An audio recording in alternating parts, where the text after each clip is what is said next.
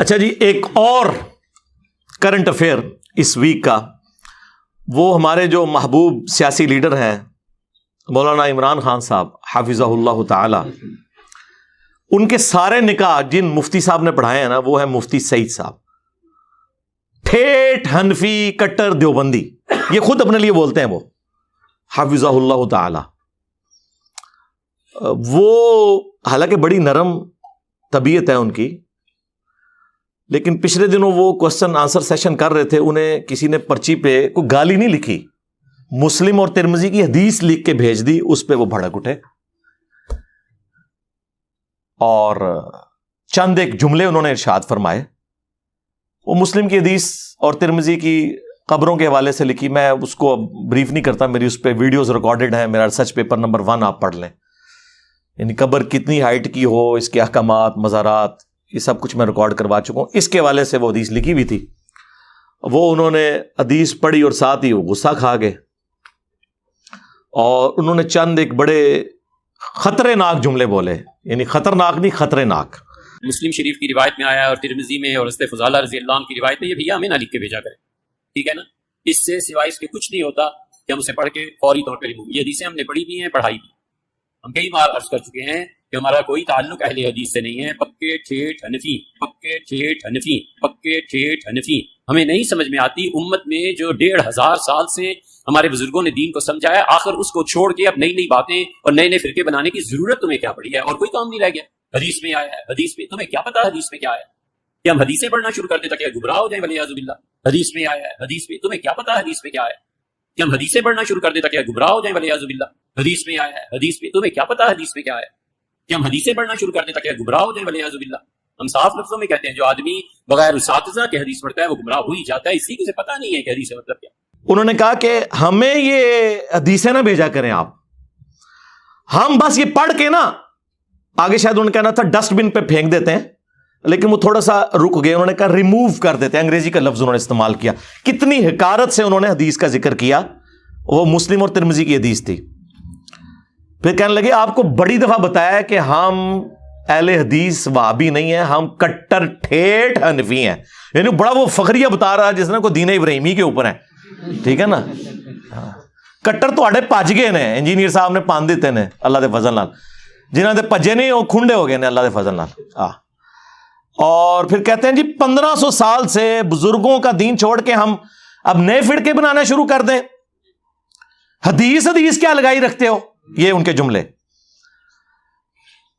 ہم حدیثیں پڑھیں اور گمراہ ہو جائیں، ہاں یہ کہہ رہے ہیں وہ۔ اچھا، یہ ان کا ایٹیچیوڈ کیا اپنے بابوں کے فتووں کے بارے میں کبھی ہوگا؟ کبھی یہ مفتی کہے گا کہ میں بہشتی زیور کے مجھے والے نہ بھیجا کرو، میں بہشتی زیور پڑھوں اور گمراہ ہو جاؤں، میں فتاوی عالمگیریہ پڑھوں اور گمراہ ہو جاؤں؟ یہ کیا ہر وقت تم نے فتاوی شامی، رد المختار، در مختار لگائی ہوتی ہے، یہ مجھے نہ بھیجا کرو؟ کبھی یہ بات کریں گے؟ تو اس سے آپ اندازہ لگائیں کہ یہ اپنے بزرگوں کو جو رسپیکٹ دیے ہوئے ہیں نا، وہ پیغمبروں سے بڑھ کے دیے ہوئے ہیں۔ کہتے نہیں ہیں، ظاہر ہے کہیں گے تو پھر 295C لگ جائے گی، ہاں، لیکن انڈکلیئرڈ گستاخ ہیں یہ۔ آپ کو تو سناتے ہیں نا آیت لا ترفعوا اصواتکم فوق صوت النبی، ہاں، اور اس کو کسی اور انداز میں بیان کرتے رہتے ہیں۔ یہ ذرا اس کا شان نزول پڑھیں آپ، صحیح بخاری کے اندر حضرت ابوبکر عمر رضی اللہ تعالی عنہما رسول اللہ کی مجلس میں بیٹھے ہوئے تھے، ایک قبیلہ مسلمان ہو کر آیا۔ نبی الاسلام کی مبارک عادت تھی کہ جب کوئی قبیلہ اسلام قبول کرتا تھا اور وہ واپس جاتا تھا نا، تو آپ صلی اللہ علیہ وآلہ وسلم ایک فوکل پرسن مقرر کر دیتے تھے امیر کے طور پر، تاکہ بعد میں کمیونیکیشن ہوتی رہے۔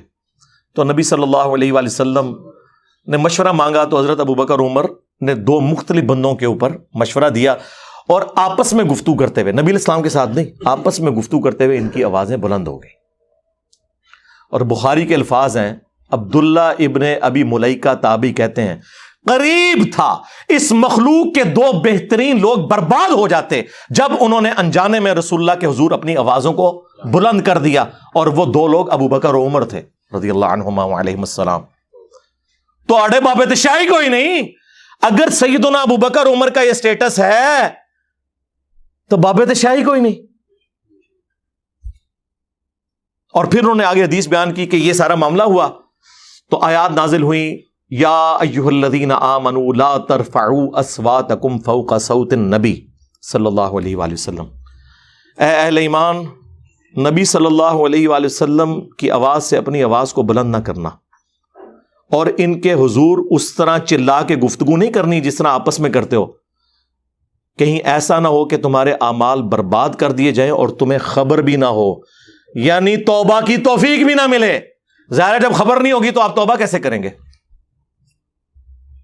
اب جب یہ آیات نازل ہوئیں تو صحیح بخاری کے الفاظ ہیں کہ حضرت عمر اتنا ڈر گئے کہ وہ رسول اللہ کے حضور اتنا آہستہ گفتگو کرتے تھے کہ حضور کہتے تھے اونچا بولو، مجھے آواز نہیں آ رہی، اور اللہ تعالیٰ نے ان کی اس ادا کو اتنا پسند فرمایا کہ اگلی آیات نازل کی، ان الذین یغضون اصواتهم عند رسول اللہ، بے شک وہ لوگ جو اپنی آوازوں کو پست رکھتے ہیں رسول اللہ کے حضور، یہ وہی لوگ ہیں جن کے دلوں کو اللہ نے تقوی کے لیے چن لیا ہے، ان کے لیے مغفرت اور اجر عظیم ہے۔ الحمدللہ یہ آیات آج بھی روزہ شریف کے اوپر لکھی ہوئی ہیں، سینٹر میں یہ لکھی ہوئی ہے یا ایھا الذین آمنوا لا ترفعوا اصواتکم فوق صوت النبی، اور جو باب البقی والی سائڈ ہے اس کے اوپر لکھا ہوا ہے ما کان محمد ابا احد من رجالکم ولکن رسول اللہ وخاتم النبیین، اور جو باب السلام والی سائڈ ہے جدھر سے حاضری کے لیے آتے ہیں وہاں لکھی ہے ان الذین یغضون اصواتهم عند رسول اللہ۔ یہ تینوں آیات آج بھی لکھی ہیں، اور مفتی اعظم سعودیہ جنہوں نے حج اور عمرے کی حاضری کے اوپر کتاب لکھی ہے، انہوں نے اس میں لکھا ہے کہ رسول اللہ اپنی وفات کے بعد بھی آج بھی اسی طریقے سے قابل احترام ہے جس طرح اپنی مجلس میں تھے، رسول اللہ کی قبر کے پاس بھی آواز جو بلند کرے گا اس کے اعمال برباد ہو جائیں گے۔ اچھا، اس سے آپ کو عصمت مصطفیٰ تو بتاتے ہیں، یہ نہیں بتاتے کہ جو شخص رسول اللہ کے حضور آواز بلند کرے وہ تو گستاخ رسول، اور جو حضور کی بات کا مذاق اڑائے وہ اس تو بڑا گستاخ، اور وہ یہ سارے ہیں کٹر ٹھیٹ انفی، تسی لوگ ہو۔ حدیث تیرے سامنے حضرت عمر بیٹھے ہو تو میں دیکھتا ہوں کہ وہ پھر کہ یا رسول اللہ اجازت دیں، تم لوگ ہو گستاخ رسول، حدیثوں کا مذاق اڑانے والے۔ یہ رسول اللہ کی اس سے بڑے لیول کی توہین ہے کہ کوئی حضور کی موجودگی میں آواز بلند کرے، اس سے بڑی توہین یہ ہے کہ کوئی حضور کی بات کا مذاق اڑائے۔ وہ تو صحابہ کا نہیں اللہ نے برداشت کیا، حالانکہ انہوں نے مذاق نہیں اڑایا۔ لا تقولوا راعینا، وہ یہودی بگاڑتے تھے، راعینا ہمارا چرواہا، اللہ نے کہا یہ چھوڑ دو، لفظ ہی چھوڑ دو، تم کہو انظرنا، یا رسول اللہ ہمارا انتظار فرمائے، نظر کرم فرمائے، ہماری رعایت کر دیں۔ یعنی صحابہ کرام نے کبھی گستاخی کی نیت سے نہیں کیا، چونکہ کافر مذاق اڑاتے تھے، اللہ نے صحابہ سے بھی کہا۔ اب مجھے بتائیں کہ وہ اللہ ایسے لوگوں کے ساتھ کیا کرے گا جو نبی علیہ السلام کے فرامین کا یوں مذاق اڑاتے ہیں؟ حدیث پڑھ کے گمراہ ہو جائیں گے۔ اوے تم لوگوں نے عزتیں ویل کی ہیں اللہ اور اس کے رسول کے نام کے اوپر، چندے اکٹھے کیے ہیں، جدادیں بنائی ہیں، کوئی محنت سے نہیں کمایا تم لوگوں نے، اللہ رسول کے نام کا کھا رہے ہو، اور بات یہ کرتے ہو کہ حدیثیں ہمیں سناؤ ہم گمراہ ہو جائیں گے۔ عزتیں ویل کی اللہ اور اس کے رسول کے نام کے اوپر، سواریاں سوار کی مکے اور مدینے کی آوازیں لگا کر اور پھینک دی جا کے دیوبند میں اور بریلی میں۔ غدار ہو تم رسول اللہ کے صلی اللہ علیہ وآلہ وسلم، پکے غدار ہو۔ اسی لیے دیکھو پھر اللہ نے تمہارے اوپر چیز کیا چھوڑی ہے، ہاں نبی کے جیسا ہے ہی کوئی نہیں، باپ بیٹے شے ہی کوئی نہیں۔ حدیثیں نہ سناؤ میں، تنو سی فتاوا شامی سنائیے، در مختار کے حاشیہ رد المختار، جس میں لکھا ہے کہ اگر آپ کو یقین ہو کہ اپنے خون اور پیشاب سے سورہ فاتحہ ماتھے پر یا تعویذ لکھنے سے شفا ہو تو آپ کر سکتے ہیں۔ اے تیرے بابے نہیں کٹر ٹھیٹ انفی،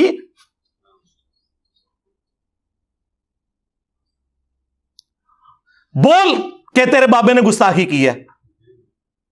کوئی زیادہ پرانا نہیں ہے، 1252 ہجری میں یہ مرا ہے ابن عابدین شامی، کسی کی جرت نہیں کہ اختلاف کر جائے۔ ایک ہمارے وہ استاد غلام سعود سعیدی صاحب رحمہ اللہ تعالی، مفتی صاحب بیٹھے میں تائید کریں گے، انہوں نے شرح صحیح مسلم پڑھی ہے، ان کے پاس پڑھتے بھی رہے، انہوں نے جرت کی ہے کہ انہوں نے اس عبارت کے اوپر گرفت کی، اور لیکن وہ بھی بڑے ڈرتے ہوئے. انہوں نے کہا یقیناً ان بزرگوں کے دلوں میں قرآن کا احترام ہم سے زیادہ تھا. یہ انہوں نے نا پہلے شوگر کوٹڈ کی اپنی عبارت، کیونکہ وہ آگے کلاس لینے لگے تھے. لیکن بال کی کھال اتارنے کی عادت نے ہمارے بزرگوں کو یہاں تک پہنچایا کہ انہوں نے یہ جملے لکھے. ایک مسلمان مر جانا تو گوارا کرے گا، لیکن کبھی یہ گوارا نہیں کرے گا کہ اپنے پیشاب یا خون سے سورہ فاتحہ کا تعویذ لکھے. یہ صرف غلام سعود سعیدی صاحب نے جرت کی لکھنے کی، نہ ان سے پہلے نہ ان سے بعد. کبھی کوئی بہانہ کریں گے، یہ ان کو لکھ کے بھیجے نا، ہاں اس کو پڑھ کے کوئی گمراہ نہیں ہوتا. حدیث کو پڑھ کے گمراہ ہوتے ہیں اس لیے کہ حدیث ان کے خلاف، قرآن ان کے خلاف، کیونکہ یہ تو ہوئے کٹر ٹھیٹ حنفی. عزتیں ویل کر رہے ہیں اللہ اور اس کے رسول کے نام کے اوپر، چندے کھا رہے ہیں اللہ اور اس کے رسول کے نام کے اوپر عز وجل و صلی اللہ علیہ وآلہ وسلم، اور توہین انہی کی کر رہے ہیں. تو پھر ہماری یہ ذمہ داری بنتی ہے کہ ہم ان کے جو یہ میکم نما چہرے ہیں نا، عجیب و غریب قسم کی گونے پہن کے اور بڑا اپنا روب ڈالتے ہیں، گرم تولیے ان کے منہ کے اوپر پھیریں تاکہ ان کے اصلی چہرے آپ لوگوں کو پتا چلیں کہ یہ دشمن ہے اللہ اور اس کے رسول کے عز وجل و صلی اللہ علیہ وآلہ وسلم. ہم نہیں کہتے کہ بدنیتی کی وجہ سے ہوں گے، انجانے میں. ظاہر ہے وہ تو انہوں نے خود ہی بول کے کہا کہ ہم 1500 سال سے اپنے بزرگوں، اور کیڑا 1500 سال تو تھوڑے بزرگوں کا دین ہے؟ نہ آپ کے عقیدے قرآن سے ثابت، نہ آپ کے بخاری مسلم سے ثابت. کیڑا 1500 سال؟ 1100 سال کیا کرو، اور نال حدیث سنایا کرو بخاری مسلم کی کہ سب سے بہتر زمانہ میرا، پھر صحابہ کا، پھر تابعین کا، پھر تبع تابعین کا. یہ میں یعنی وہ اس کو ایک بالمفہوم بیان کر رہا ہوں. اس کے بعد جھوٹے لوگ پیدا ہوں گے، امانت میں خیانت کریں گے اور موٹاپے کو پسند کریں گے. اور تسی تو بعد والے ہو جی، پرانے بزرگوں کو نہیں مانتے. پرانوں کے تو آپ منکر ہو، تم لوگ درمیانوں کو مانتے ہو. پرانے ویسے تھے جیسا کہ ہم ہیں. کون سے عقیدے تمہارے قرآن و سنت سے ثابت ہے؟ میں کٹر ٹھیٹ حنفی. کیڑا حنفی؟ کٹر حنفی دیوبندی 1866 میں دیوبند مدرسہ بنا ہے. 1500 سال نہیں سرکار، 150 سال پہلے تسی آئے ہو دنیا چ. اس سے پہلے دنیا کا کوئی مسلمان اپنے آپ کو دیوبندی نہیں کہتا تھا. اور 1904 کے اندر اعلیٰ حضرت نے بنایا منزل اسلام بریلی کا مدرسہ. اس سے پہلے دنیا کا کوئی مسلمان اپنے آپ کو بریلی نہیں کہتا تھا. ٹھیک ہے، وہ انفی شافی والا معاملات چل رہے تھے، وہ بھی اتنا پرانا نہیں، وہ بھی 4 صدی ہجری میں حجت اللہ البالغہ میں شاہ ولی اللہ دہلوی نے لکھا کہ شروع ہے. کیڑا 1500 سال دا دین، 1100 سال دا. کہانی کرانی بند کرو. اور پھر آپ ہیں کٹر ٹھیٹ حنفی. کیڑے حنفی ہو؟ المحند والے یا اسام الرحمن والے؟ آیا نا داڑ تھلے ہوں تو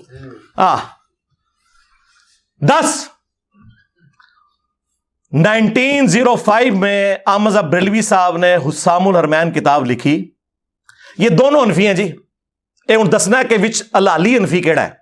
ہاں الالی یعنی وہ میں روحانی طور پر ہی بات کر رہا ہوں، وہ دوسرا آؤٹ آف ویڈ لاک کی طرف نہ چلے جائیے گا، ٹھیک ہے؟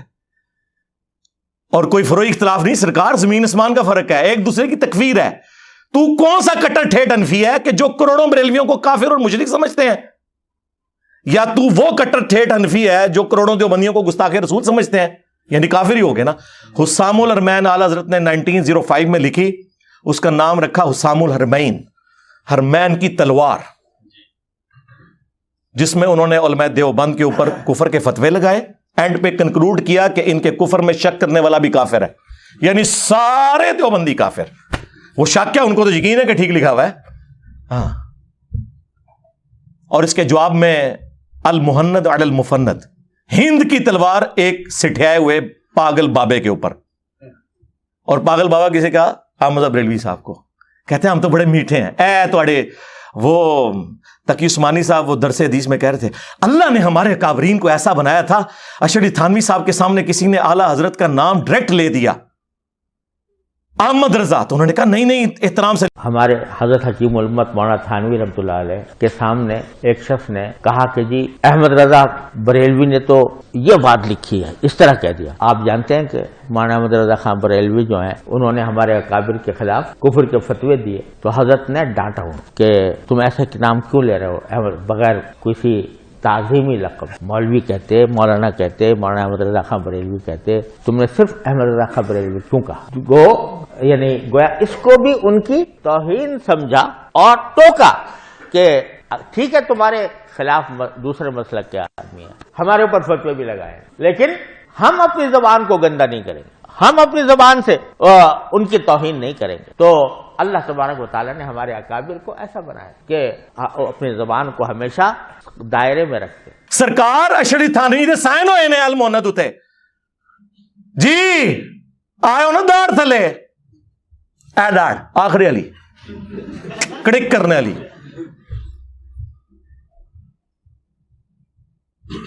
اور ہماری داڑ کے نیچے آ سکتے تھے، کیوں؟ ابو داؤد ترمذی ابن ماجہ میں حدیث ہے، میرے بعد تم بہت اختلاف دیکھو گے، اس وقت علیکم بسنتی وسنت الخلفاء الراشدین المہدیین، میری سنت اور میرے خلفاء راشدین کی سنت کو لازم پکڑ لینا، داڑھوں سے پکڑ لینا. تو جنہوں نے اپنی داڑھوں سے قرآن و سنت کو پکڑا ہوا ہے، خلفاء راشدین کو پکڑا ہوا ہے، انہی کی داڑھوں کے نیچے آپ لوگ آ سکتے ہیں. ہاں، اور نہیں یہ غامدی صاحب دے حوالے کرنے والی چیزاں نہیں نے، یہ 4 سٹیج دا کینسر ہے، سیدھا لیزر نہ علاج ہوئے گا نا، تھا کیمو ہوئے گی. یہ مطلب ان لوگوں کے حالات و واقعات. تو المہند المفند میں انہوں نے لکھا ہند کی تلوار ایک سٹھائے ہوئے بابے کے اوپر، اور پھر اس میں تقی عثمانی صاحب کہتے ہیں اللہ نے ہمارے کافرین کو ایسا بنایا تھا. تو ہم نے کہا تھا ایسا بنایا تھا کہ مفند کہتے تھے دوسروں کو، وہ ہاں ایسا بنایا تھا، اللہ نے ہمارے کافرین کو ایسا بنایا تھا. بڑے فخر یہ بیان کرتے مولانا کہتے تھے. اس میں انہوں نے لکھا کہ احمد بریلوی اور ان کی پوری جماعت ایک شیطانی لشکر ہے جو علماء دیوبند رضی اللہ عنہم پر حملہ آور ہوئی ہے. 14ویں صدی کے مولوی رضی اللہ عنہم، جیسا کہ شیاطین حملہ آور ہوتے تھے انبیاء کے اوپر. یہ آپ دیکھ لیں کدھر اپنے بابوں کو کہاں کھڑا کرتے ہیں. تو وہ مفتی صاحب جو فرما رہے ہیں میں کٹر ٹھیٹ حنفی، یہ الفاظ انہوں نے خود بولے ہیں، یہ نا سامنے میں کوئی چنگے پہ لانا ہوا، انہوں نے خود بولے نے.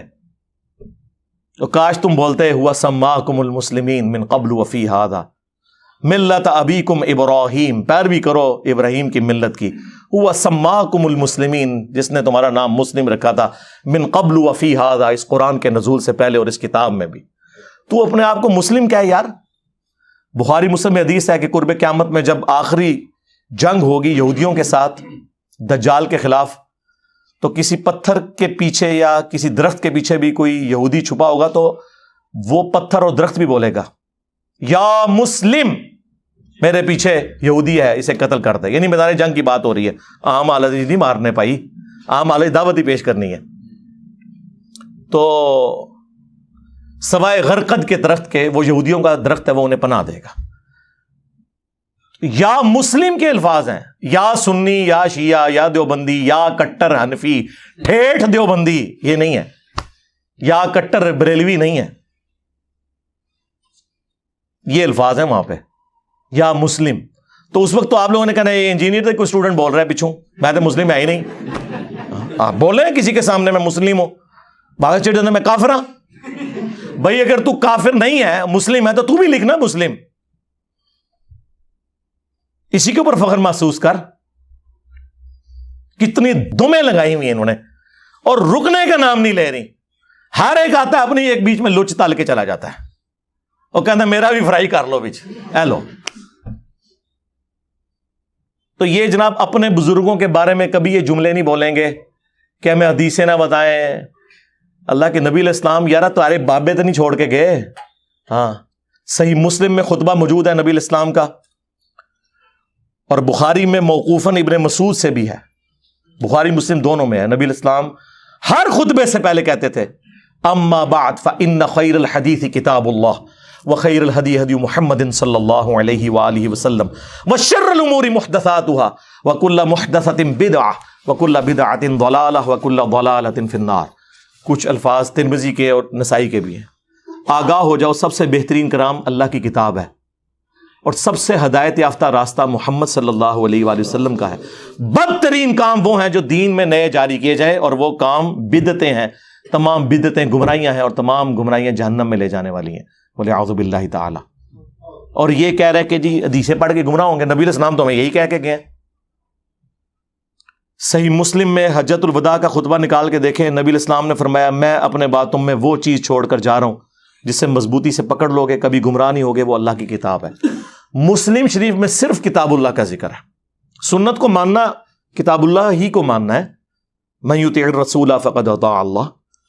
البتہ ایک حسن درجے کی روایت المستدرک للحاکم میں ہے، وہاں پہ کتاب اور سنت دونوں کا ذکر ہے کہ ان دونوں کو مضبوطی سے پکڑ لینا.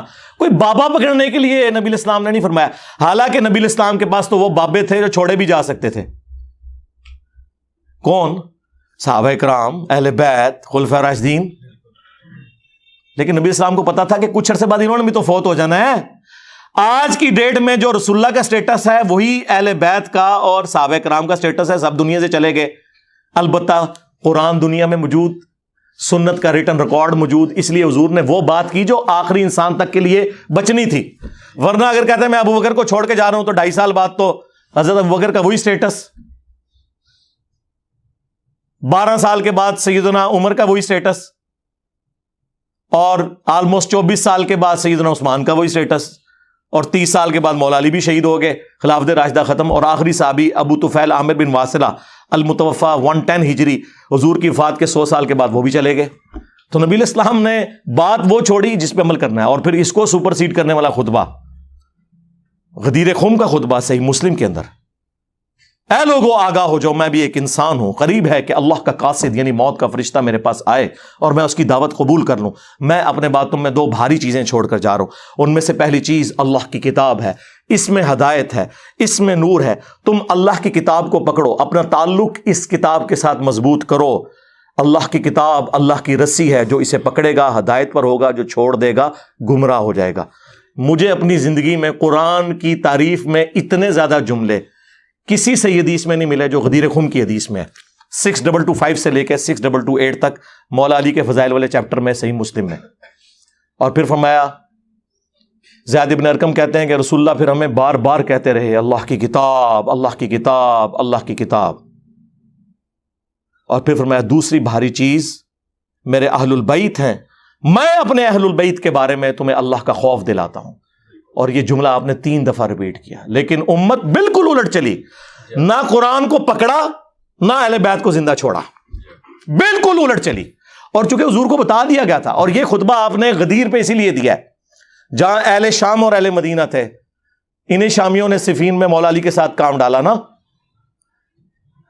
حجۃ الوداع پر جو روایتیں ہیں وہ اتنی مضبوط نہیں ہیں، غدیر پہ آئی ہیں. اور مسند احمد میں تو آگے بھی حدیث چلتی ہے، مولا علی کا ہاتھ پکڑا اور پھر صحابہ میں بلند کیا، من کنت مولا فہذا علی مولا. جس کا مولا میں اس کا مولا علی، جس کا آقا میں اس کا آقا علی، جس کا جگری یار میں اس کا جگری یار علی. یہ سارے الفاظ درست ہیں. اور پھر کہا اے اللہ اس سے محبت کر جو علی سے محبت رکھے، اس سے دشمنی رکھ جو علی سے دشمنی رکھے. اور یہ حصہ تو مسلم میں بھی ہے، علی سے محبت نہیں رکھے گا مگر مؤمن، علی سے بغض نہیں رکھے گا مگر منافق. تو نبی علیہ السلام تو بات ہی قرآن سنت آل البیت کی کر رہے ہیں، یہ اپنے بزرگوں کو لے کے چل رہے ہیں. ان لوگوں کا کیا لینا دینا میرے بھائی؟ نہ انہوں نے قرآن پڑھا صحیح طریقے سے، نہ اگر پڑھا تو پھر اس کے ساتھ یہ غداری کی ہے کہ کہہ رہے ہیں ڈائریکٹ پڑھو. یار یہ غداری تو کوئی فزکس کا پروفیسر اپنی کتاب کے ساتھ نہیں کرتا. آج تک کسی فزکس کے پروفیسر کو سنا ہے کہ آئنسٹائن کی تھیوری آف ریلیٹیوٹی نہ پڑھنا گمراہ ہو جاؤ گے، یا کوئی انگلش کا پروفیسر کہے کہ آکسفورڈ کی ڈکشنری نہ پڑھنا گمراہ ہو جاؤ گے. اس سے بڑھ کر میں میکینیکل انجینئرنگ میں نے کی ہوئی ہے، جب کبھی بھی بڑے مجمع میں میں نے اپنی کلاس کے اندر ٹیچر کی غلطی نکالی نا کتاب سے، تو اس نے ہمیشہ کہا تھینک یو. مولوی کی آپ غلطی نکالو گے نا، تھینک یو. یعنی ایک دنیاوی ٹیچر جسے یہ سمجھتے ہیں ہم، تو اس تعلیم کو بھی دین کا حصہ سمجھتے ہیں، فزیکل فنامنا آف نیچر کی تعلیم ہے، سائنس کی، وہ اپنی کتابوں کے غدار نہیں ہیں. یہ لوگ اپنی کتابوں کے غدار ہیں، اور اس سے بڑھ کر ان کتابوں سے کھا رہے ہیں. انہی ناموں کے اوپر انہوں نے عزتیں ویل کی ہیں. اتنی بے ایمانی اس طرح کون کرتا ہے؟ یہ لوگ کرتے ہیں. میں کٹر ٹھیٹھ حنفی، بول پھر کہ میں وہ کٹر ٹھیٹھ حنفی کہ جس کے بابے نے الامداد رسالے میں لا الہ الا اللہ اشرف علی تھانوی رسول اللہ کو انڈورس کیا ہوا ہے. آئے نا داڑ تلے. ہاں، میں وہ کٹر ٹھیٹھ حنفی. کبھی اس پہ بھی پرچی پڑھنا کہ اشرف تھانوی صاحب کو عقل کے ناخن لیں کہ آپ یہ کیا بات کر رہے ہیں کہ اس میں بڑی تسلی ہے کہ تیرا پیر متبع سنت ہے. کیا خلفائے راشدین اس طریقے سے کرتے تھے؟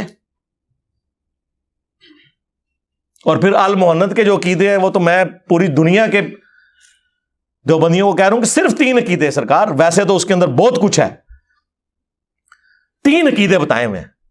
اس کو قرآن و سنت کی روشنی میں آ کے جسٹیفائی کریں. میں کٹر ٹھیٹھ حنفی صاحب، آپ آ جائیں میدان میں. پہلا عقیدہ لکھا ہوا ہے کہ ہم بزرگوں کی قبروں اور سینوں سے فیض لینے کے قائل ہیں، نچوڑنے کے، ٹیکا لگا کے نہیں. ہاں، وہ کہا نہیں، اس طریقے پر جو خواص کو معلوم ہے، نہ کہ اس طریقے پہ جو عوام میں رائج ہے. اور پھر میں نے بتایا ان کے خواص کیا کچھ کرتے رہے ہیں قبروں سے. اربع ثلاثہ میں اشرف تھانوی صاحب نے لکھا ہے قاسم نوتوی مرنے کے 6 سال کے بعد قبر سے نکل کر، خواب میں نہیں بیداری میں، دیوبند کے 2 مولویوں کی صلح کروا کے واپس چلا گیا قبر کے اندر. یہ خواص کا طریقہ ہے. عام بندے تو بھی کیا گزرا. اور بڑے ان کے اس طرح کے قبر پرستی کے واقعات ہیں، وہ میں نے پورا ریسرچ پیپر نمبر 6 لکھا ہے، قبروں سے فیض کے عقیدے کا تحقیقی جائزہ.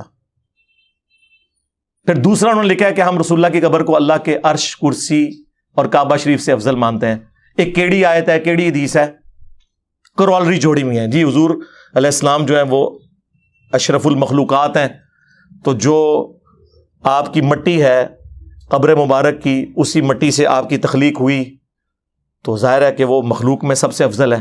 سرکار آپ نے یہ تو کہا ہی نہیں. آپ نے اگر یہ کہا ہوتا نا کہ رسول اللہ صلی اللہ علیہ وآلہ وسلم عرش، کعبہ اور کرسی سے افضل ہیں، تو ہم آپ کی بات مانتے ہیں، کیونکہ ہم مخلوق مانتے ہیں، عرش کو بھی، کعبہ کو بھی اور کرسی کو بھی. آپ نے یہ کہا نہیں. آپ نے کہا کہ وہ حصہ زمین جو رسول اللہ کے ساتھ مس کیے ہوئے ہیں، جی وہ اسی مٹی کا حصہ. نہ سرکار، جس مٹی سے حضور بن گئے بس وہی مٹی وہ ہے، باقی جو بچ گئی ادھر تو حضرت ابوبکر عمر بھی دفن ہے، وہ تو پوری ریاض الجنہ ہے. نہیں جی نسبت ہوگی سرکار، وہ نسبت بھی پوری نہیں ہے. مسلم شریف کھولیں، نبی علیہ السلام کو قبر عطر میں رکھنے سے پہلے سرخ رنگ کی چادر بچھائی گئی تھی. نبی علیہ السلام کو تو کوئی حصہ زمین ٹچ ہی نہیں کیا ہوا، وہ سرخ چادر ہے، ان کو وہ سرخ چادر بھی افضل ہے. اور یار اس سے بڑھ کر نبی علیہ السلام کے ناخن مبارک، بال مبارک، کرتا مبارک صحابہ کے پاس تھا. کبھی انہوں نے کلیم کیا کہ یہ اللہ کے عرش، کرسی اور کعبہ سے افضل ہے؟ انہیں پتا تھا کہ نبی علیہ السلام نے، صحیح بخاری میں حدیث ہے، میری شان کو اس طرح بلند نہ کرنا جس طرح نصارہ نے اپنے پیغمبر کو بڑھا دیا تھا. میں اللہ کا بندہ اور اس کا رسول ہوں، مجھے اللہ کا بندہ اور اس کا رسول ہی کہنا. ان کو نبی علیہ السلام کے مزاج کا پتا تھا کہ آپ کے مزاج میں یہ فٹ ان نہیں بیٹھتی چیزیں. انہوں نے لکھ دیا. اور جو کہتا ہے لکھا کہاں ہے، کہتے ہیں اجماع امت ہے. دادا کرو. ویسے پوچھیں تو کہتے ہیں جی اتنے موٹے موٹے لفظ بولیں گے، قطعی الدلالہ چیزیں ہونی چاہیے اصول کے لیے. یہ اصولی مسئلہ ہے، یہ فروعی مسئلہ ہے، اس کا تو چل جائے گا اصول میں. کہانیاں کرائی ہوئی ہیں، صرف خود ہی بیٹھ کے اجماع کر لیتے ہو باتوں کے اوپر. اور پھر تیسرا عقیدہ بتایا تھا کہ ہم رسول اللہ کی قبر مبارک میں جو حیات ہے اسے دنیا کی سی مانتے ہیں. دنیا کی سی حیات مبارکہ تو ہم بھی مانتے ہیں، اعلیٰ ترین برزخی حیات ہے، اس میں تو کوئی شک ہی نہیں. جس میں مبارک بھی سلامت ہے، اس پہ تو میری کئی ایک ویڈیوز ریکارڈڈ ہے. یہ دنیا کی سی کیا ہے؟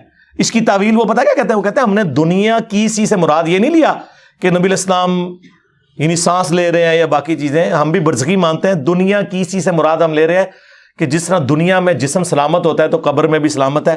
سرکار یہ دنیا کی سی نہیں بنتا، کیونکہ دنیا میں جو جسم سلامت ہے وہ سانس لینے سے ہے، اور قبر میں جو سلامت ہے وہ سانس لینے کی وجہ سے نہیں ہے. اور دوسرا ہم آپ کو بتا دیتے ہیں، آپ تو نہیں بتاتے تھے نا فیض نچوڑنے کا طریقہ قبروں سے، وہ بتایا. اب آپ کو بتاتے ہیں آپ کون سی دنیا کی سی مانتے ہو. جی فضائل حج میں شیخ زکریا کاندلوی نے لکھا اور یہ تقی عثمانی صاحب درس حدیث کے آخری سال میں بچوں کو یہ کہانیاں پڑھا رہے ہیں. تقی عثمانی صاحب, باقی نشائی کوئی نہیں.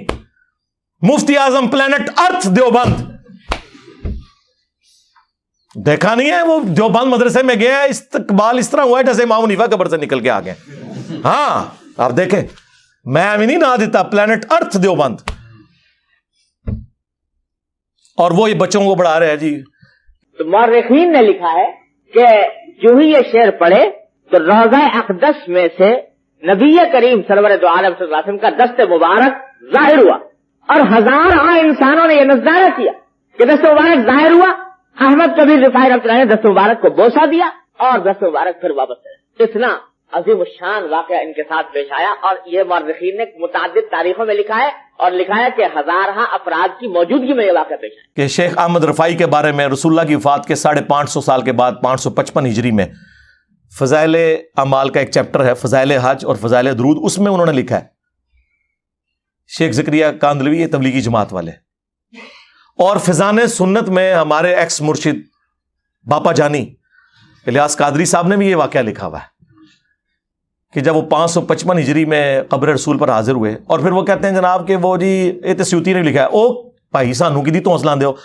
ہم جب قرآن و سنت کے دلائل کی روشنی میں حضرت معاویہ رضی اللہ تعالیٰ عنہ, حضرت مغیرہ ابن شعبہ رضی اللہ تعالیٰ عنہ, حضرت عمر بن عاص رضی اللہ تعالیٰ عنہ سے اختلاف رکھ سکتے ہیں, تو تواڈے امام تے شے کوئی نہیں. سیوتی نے لکھا, سیوتی کون سا پرانا ہے یارا, 500 سال پہلے ہوا, 500 سال بعد میں بھی سیوتی بنا ہوں گا, میں تو ہوں نہیں بن گیا جے. ہاں ہاں, سیوتی نے اتنا مجمع ویکھیا ہونا ہے, چھڈ دیو, انج کوئی بنتا ہے, کوئی علمی گل کرو. تو وہ لکھتے ہیں کہ وہ شیخ احمد رفاعی نے قبر رسول پر شعر پڑھے کہ یا رسول اللہ مصر میں تھا تو روح آستان اقدس کا طواف کرتی تھی اور میں اپنی روح کو بھیجا کرتا تھا. وہی ایک شاعروں کی جو ایک طریقہ کار ہے. ویسے تو یہ بھی کہانی ہے. کہتے ہیں اب میں خود حاضر ہوں تو آپ قبر اطہر سے اپنا ہاتھ مبارک باہر نکالیں, میں نے اسے بوسہ دینا ہے. یار یہ کیا صحابہ کرام یہ قبر رسول پہ یہ ڈیمانڈ کیا کرتے تھے جا کے کہ ہاتھ مبارک باہر نکالیں؟ یہ کہاں سے آپ نے سیکھا؟ اچھا پھر وہ کہتے ہیں جی 90,000 کا مجمع تھا مسجد نبوی میں, اور نبی اسلام نے خواب اپنی بیداری میں ہاتھ نکالا اور شیخ احمد رفاعی نے اسے بوسہ دیا, اور یہ منظر دیکھنے والوں میں شیخ عبد القادر جیلانی کا نام بھی ذکر کیا جاتا ہے. وہ پیر سنا شیخ احمد رفاعی دے, اور عبد القادر جیلانی کا نام انہوں نے اس لیے ڈالا کہ کوئی انکار کر ہی نہ سکے, پیرانے پیر. لیکن میں دی انجینی کیتی ہے کہ بڑا بدبخت ہے وہ بندہ جس نے ہاتھ نکلتے ہوئے دیکھا, اس کا مرید تو ہاتھ چوم رہا ہے, انہیں ہاتھ کیوں نہیں چومیا؟ انہیں داڑ تلے دیکھنے والے شامل سی ہو, انہیں ہاتھ کیوں نہیں چومیا؟ لاما 295 سی ہو دیتے. اور یہ 90,000 کی موجودگی میں, 90,000 کا مجمع تو آج سے 30-40 سال پہلے مسجد نبوی میں نہیں آتا تھا, یہ تو ابھی توسیع کے بعد آیا. یہ 90,000 کی موجودگی میں جب ہاتھ نکلتا ہے, وہ ہاتھ کتنی بلندی پہ نکلا ہے کہ سب لوگوں نے یہ منظر دیکھا ہے, بس قریبی لوگ ہی دیکھ سکتے ہیں. اے کوڑ جھوٹ ہے. صحیح بخاری 1010 نمبر حدیث, حضرت عمر کہتے ہیں انا کنا نتوسل الیک بنبینا, اے اللہ پہلے پہل ہم تیرے نبی کا وسیلہ تیری بارگاہ میں پیش کرتے تھے, اب ان کے چچا کو لے کے آئے ہیں, ان کی دعا کی برکت سے بارش نازل فرما. وہ تو نہیں قبر رسول پہ جا کے حاضر ہوئے. حالانکہ حضرت عمر وہ ہیں جن کے بارے میں مسلم شریف کے اندر حدیث موجود ہے کہ ایک دفعہ سفر میں جب کھانا کم پڑ گیا تو تھوڑا سا کھانا اور پانی جمع کر کے انہوں نے حضور سے ریکویسٹ کی کہ یا رسول اللہ آپ دعا فرمائیں. تو آپ کی مبارک انگلیوں سے پانی کے چشمے بھی جاری ہوئے, کھانے میں برکت پڑ گئی. حضرت عمر کو تو پتا تھا کہ حضور صلی اللہ علیہ وآلہ وسلم کے ہاتھوں کی یہ برکت ہے, تو قبر رسول پہ جا کے عرض کر دیتے یا رسول اللہ شیخ احمد رفاعی کے لیے تو 500 سال بعد آپ نے ہاتھ باہر نکالنا ہے, آپ ہاتھ نکالیں میں پانی کا پیالہ لے کے آیا ہوں. ہاں کہنا جی انہوں کی گل کیوں کرتے ہو سرکار, انہوں تو ہی کیدے لینے نا, تواڈے بابے تو کیدے لینے نے, ہندوؤں دی اولاداں. ہاں کون ہے یہ؟ ادھر کیا شروع سے دین آیا ہوا ہے؟ وہ صرف وہ لوگ سید کوئی دعویٰ کر سکتا ہے یا کوئی عرب کی سرزمین کے رہنے والے لوگ ہیں. یہ ہندوؤں کی اولادیں یہ ہمیں بتائیں گے کہ یہ عقیدے کہاں سے لینے ہیں. کٹر ٹھیٹ انفی صاحب میرے خیال ہے اتنی خوراک کافی ہے تھوڑے واسطے. ویسے تو تمہیں پتا ہے میرا تو فیوریٹ ٹاپک ہے. ہاں میں تو کوئی موقع نہیں جاننے دوں گا کہ میں ڈرل کروں گا ان کی پبلک کے دماغ میں کہ سوچو کہ یہ تم لوگ کن لوگوں کے پیچھے لگے ہوئے ہو. یہ وہ لوگ ہیں جنہوں نے عزتیں اللہ اور اس کے رسول کے نام کے اوپر اویل کی ہیں اور قرآن و سنت کے نام سے چڑھتے ہیں اور کہتے ہیں ہمیں نا لکھ کے بھیجا کرو, ہم تو یہ پڑھ کے ریموو کر دیتے ہیں. ہم 1500 سال بعد اب تم لوگ بتاؤ گے ہمیں, ہم اپنے بزرگوں کا دین چھوڑ دیں. اچھا انہوں نے پتا ہے کہ قرآن دی جڑا پڑھتا ہے نا انہوں نے بابے تو فارغ ہو جاتا جو. ہاں انہوں نے پتا ہے جی دی سب تو بڑی مثال میں وہاں 2002 میں عمرے پہ گیا, غلاف کعبہ پکڑ کے دعا مانگی تھی اللہ مجھے بریلوی مارنا, شکر ہے قبول نہیں ہوئی. منو کہنا چاہیے سی اللہ منو مسلمان ماری. ہاں اور یہ میں آپ کو وثوق سے کہتا ہوں اگر آپ مخلص ہیں نا سرکار, آپ ہدایت کے مخالف راستے پہ بھی چل پڑے نا اخلاص کے ساتھ, اللہ تعالیٰ کان سے پکڑ کے آپ کو سیدھے راستے پہ چلا دے گا. اور اگر آپ بے ایمانی پہ اترے ہوئے ہیں سرکار تو آپ رسول اللہ کے چچا بھی ہو نا, ابو لہب ہاشمی بھی ہوں, تو مر جائیں گے حرام موت. اور قرآن میں قیامت تک بددعائیں پڑی جائیں گی ان پر, تبت یدا ابی لہب وتب. یہ بات ہے. نسبت بھی اسی وقت کام آتی ہے جب آپ نبیوں کی آواز کے اوپر لبیک کہتے ہیں. صلو علی محمد وآل محمد, اللہم صلی علی محمد وعلی آل محمد واصحاب محمد وازواج محمد وامت محمد اجمعین الی یوم الدین. آمین.